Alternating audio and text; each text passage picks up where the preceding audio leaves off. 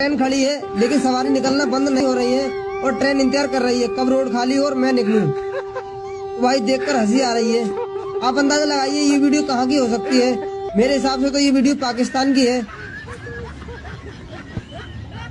दो आदमी उस तरफ खड़े हैं और सवारियों को रोकने की कोशिश कर रहे हैं लेकिन सवारी बराबर निकल रही है।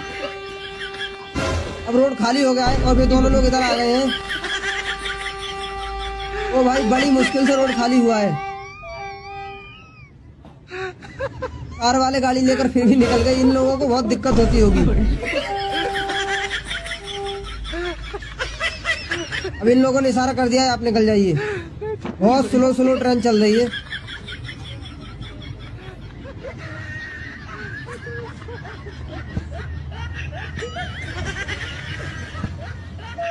भाई क्या दशा होगी यहाँ की आप खुद अंदाजा लगाइए।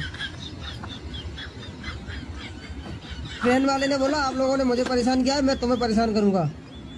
मेरे बाप का रोड है निकल कर दिखाए कोई। अब उसने बीच रोड पर ट्रेन लगा दी। अब निकलो कौन निकलेगा।